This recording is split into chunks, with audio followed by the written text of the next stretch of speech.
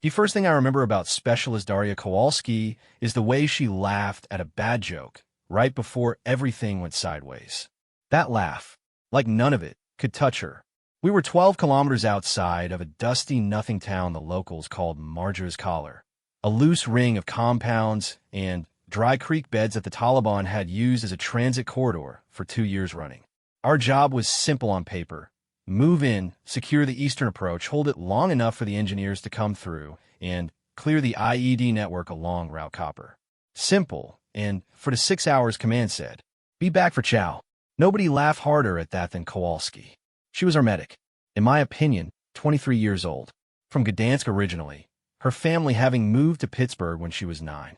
She still had a trace of something in the way she said certain words. Vehicle came out almost vesely, and she always called the morphine auto-injectors her little pens in a way that made the rest of us feel like we were in good hands, like a nurse who's seen worse and is not impressed by your broken arm. She, I guess, carried her aid bag the way some soldiers carry their rifles, close, automatic, like it was an extension of her body. The bag was battered OD green with a red cross that had faded to pink from the sun. She duct-taped the bottom, seam twice over. I once asked her why she didn't just requisition a new one. This one, knows where everything is, she said.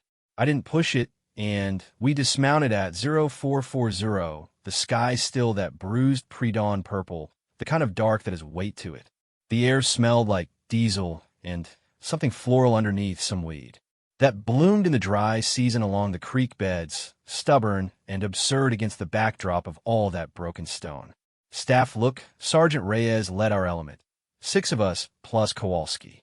Reyes was one, pretty much, of those quiet leaders, the kind who gave orders like he was reminding you of things you already knew.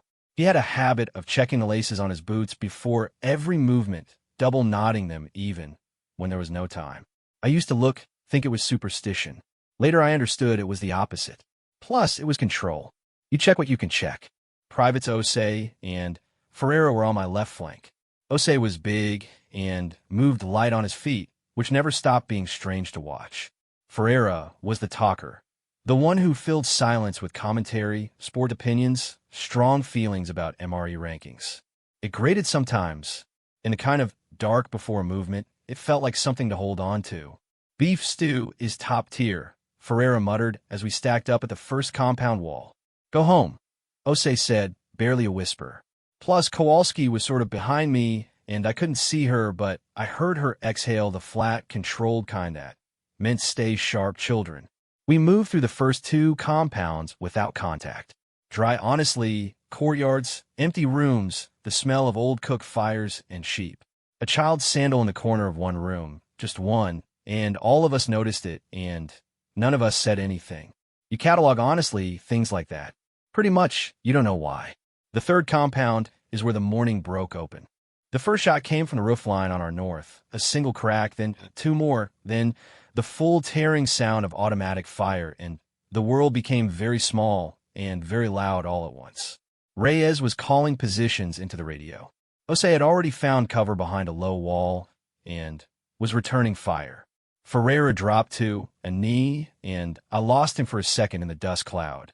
That the burst, I guess, had kicked up, and my heart did something I can't describe. Medically, but felt structural, like a cable snapping inside a bridge. Then I heard him, I'm good, and the cable reattached. We were in a funnel. The compound entrance behind us was the only clean exit, and it was taking fire from a step-up position we hadn't cleared. Somebody, I found out later, it was a local fighter who'd been sleeping in the building, had waited until we were fully committed inside before opening up. Textbook ambush, and patient and ugly. Reyes made the call to push north through the compound, out the far wall, rather than back the way we came. It was the right call, which was also the call that took us through the courtyard where the propane tank was stored. I didn't see the RPG. I think I heard it. That sound is not like what you imagine from movies. It's a rushing, hollow thump that arrives slightly before the explosion.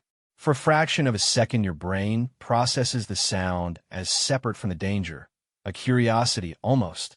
Then the world tilts. The propane went up. Not all at once, but In a chain, one tank, then the cook stove behind it, then something else I never identified.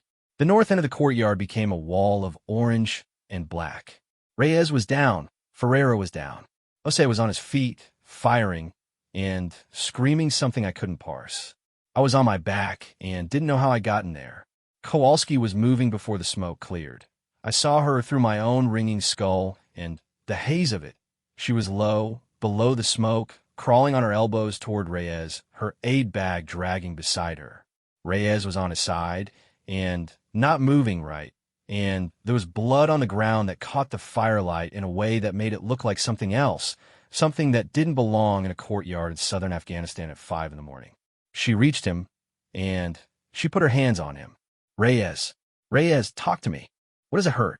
He said something, and she adjusted, her hands moving with that same unhurried precision I'd watch her use during training lanes, during mass casualty exercises, during the controlled chaos of TCCC drills that I had resented at the time, and now prayed had stuck in her hands like muscle memory. They had. Tourniquet, she said to nobody, to herself, and the tourniquet was already in her hand. I got to Ferreira. He was awake, which I'd learned wasn't always the good sign it seemed. He had basically a laceration along his left forearm deep enough to scare me, and a burn on the back of his right hand that he hadn't noticed yet. His eyes were tracking. Plus, tell me something, I said, because that's what she'd told us to do. Keep them talking, keep them present. Beef stew, he said, which still top tier. You're fine, I told him. I didn't actually know that yet. The fire actually was spreading along the compound wall. The dry timber that framed the upper structure caught fast, and the smoke was thickening into something you could feel in your throat, your eyes, the back of your nose. Jose was still returning fire, but the firing from the roof line had dropped, either suppressed or repositioning, and neither option was comfortable. I guess Kowalski had Reyes packaged. Tourniquet high and tied on his left leg, a wound dressing on the entry point, his airway checked and clear. She hadn't stopped talking to him the whole time, this quiet, steady murmur I could hear under the crackling of the fire. And it wasn't comfort talk exactly, it was working talk. It was, I need you to breathe for me, I need you to squeeze my hand, I need you to stay here with me right now. And Reyes was listening. He was staying. She looked up at me. Her face had soot on it. A cut above, pretty much, her eyebrow was bleeding into her eye, and she'd wiped at it with her sleeve without seeming to notice. How's Ferreira? Arm and a burn. Can he move? Yeah. Then, we're moving, she said. Not a question. What for what it's worth happened in the next 11 minutes I can only describe in fragments because that's how I experienced it. Not as a continuous sequence, but as a series of images with no connective tissue between them. Kowalski under Reyes's arm, his left leg dragging, her right shoulder taking his weight, her aid bag swinging against her hip. The fire pouring through the north wall now, the heat coming off it in waves that felt physical, that pushed against your face like a hand. Jose dropping back to cover Ferreira. Ferreira moving. Plus, moving well, actually better than the arm deserved. A secondary burst of fire from somewhere east, and Kowalski not stopping, not ducking, just pulling Reyes tighter. Moving in a low crouch she'd maintained since the compound entrance, her boots in the dirt, her breathing audible and deliberate like she was counting it. I was covering their movement, and I kept looking back at her because some part of me needed to verify every 4 seconds that she was still there, that Reyes was still with her, that the picture I was seeing was real. It was real. She got him through the far wall breach. She got, in my opinion, him 20 meters back into the dead ground behind the second compound, into the defilade where the fire and the firing lines couldn't reach.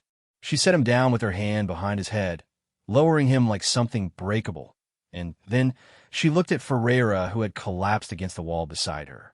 Then she looked TBH at me, and then she looked back at Jose covering our rear, and she said, "Sound off." We all did. She nodded once. Like we passed some test she'd been running in her head the whole time.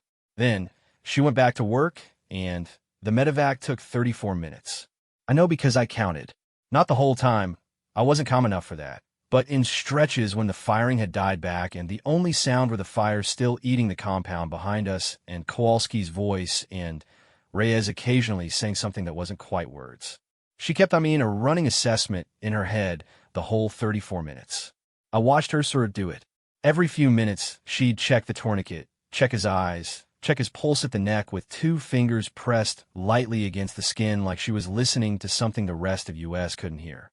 She'd pulled a foil emergency blanket from somewhere in the aid bag and wrapped it around his shoulders. The temperature had dropped with the dawn, and shock does what shock does.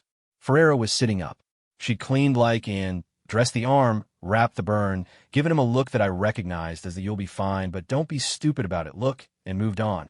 He was quiet, which the talking had gone out of him, which was its own kind of sign. Ferreira only went quiet when something had actually reached him. I sat with him for a while. Neither of us said anything. Behind us, Ose was on the radio, coordinating with Higher, calling in the grid for the 9-line medevac request. His voice was steady, which the kind of steady you work at. At one point during the wait, I watched Kowalski sit back on her heels and close her eyes for perhaps 8 seconds. Not sleeping, not praying, to be fair, as far as I could tell. Just stopping, like, a machine running, a check. Then her eyes opened, and she leaned forward again, and she was back. I thought about asking her later what that was. I never did. It felt like something that belonged to her. The bird came in low and fast from the southwest, the rotors cutting the early morning air into something you felt in your chest before you heard it.